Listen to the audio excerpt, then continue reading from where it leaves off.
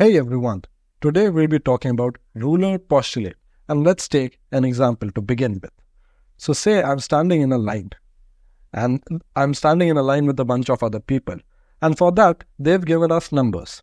So this is me, love, and they've given us numbers like 1, 2, 3, 4, 5, 6, 7, 8.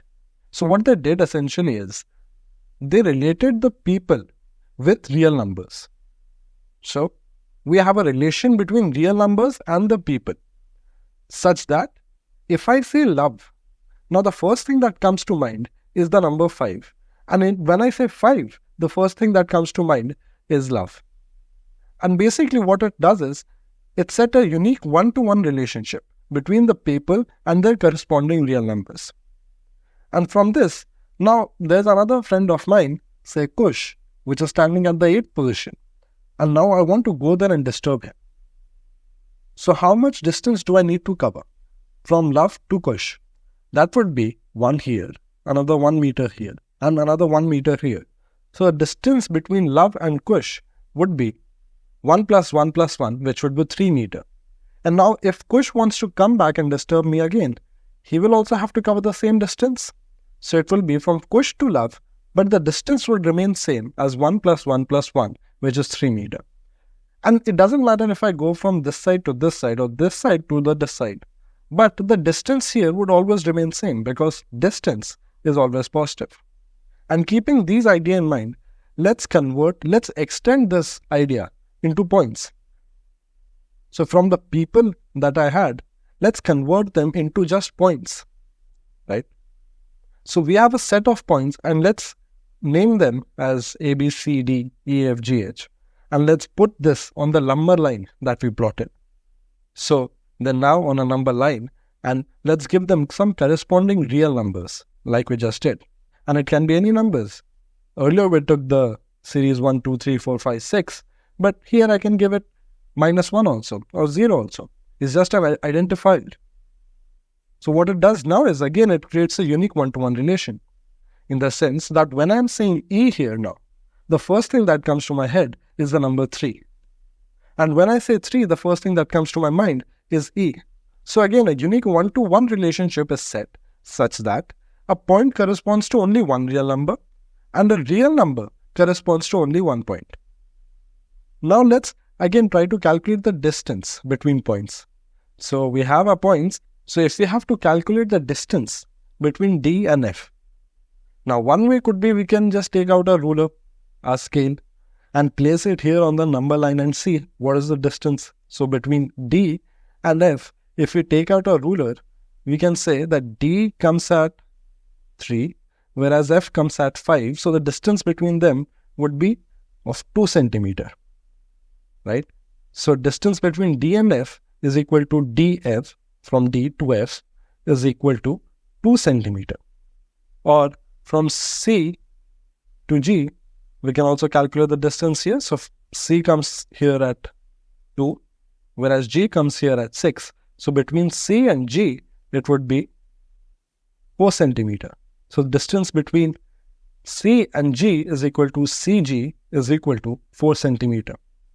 But this is a lot of hassle to take out a ruler every time to calculate the distance. What helps us here is the ruler's postulate.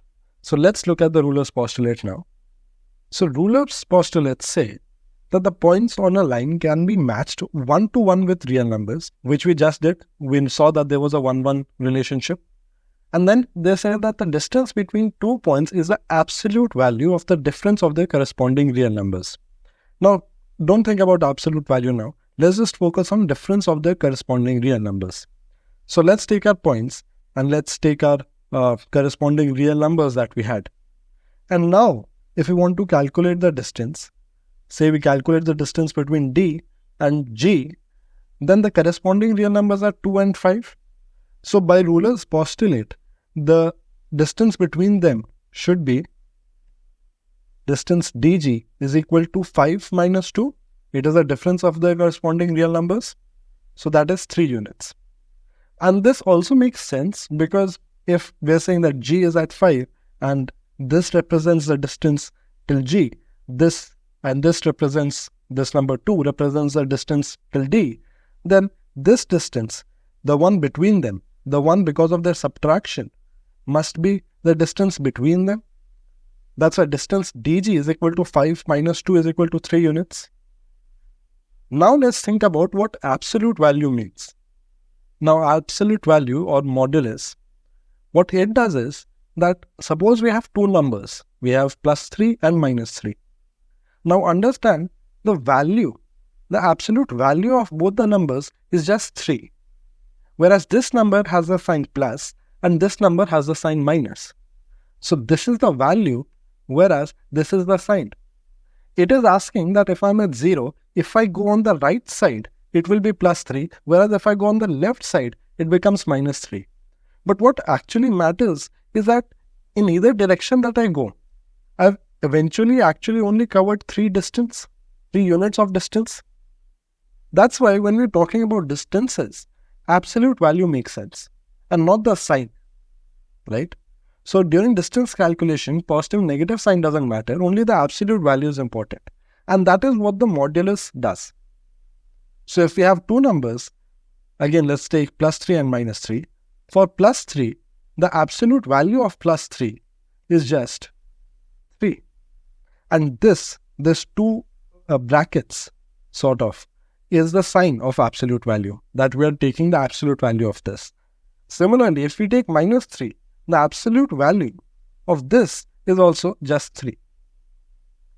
And now let's again go back to our example. In our example, we missed doing this, the absolute value. So let's also do it right and place our absolute value signs. So in distance equals to dg, it is 5 minus 2, and absolute value of that, since it is 3, the absolute value of 3 is just 3 units. But since it's dg, and we talked about that either we go from this direction or this direction and calculate gd instead, the distance should be same. So let's try calculating gd. So this is 3, and let's try calculating gd. So gd becomes now absolute value of 2 minus 5, which is absolute value of minus 3. So this becomes 3 units. So now the ruler's postulate makes sense because we are only taking the absolute value of the difference of their corresponding real numbers. And it doesn't matter if I take from d to g or from g to d, since distance is always positive, the value would be same. And let's take another example. So let's take between C and H. So we have C here and H here. So we have C, H would be 6 minus 1 and the absolute value of that. So that would be absolute value of 5.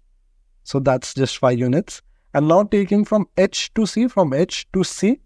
So we have this as 5. And from H to C, it would be 1 minus 6 and the absolute value of that. So that's absolute value of minus 5, which again comes out to be 5 units because the absolute value only takes the value and not the sign, right? Thus, the ruler postulate comes very handy when we are counting the distance between points. And that's all for today. Thank you.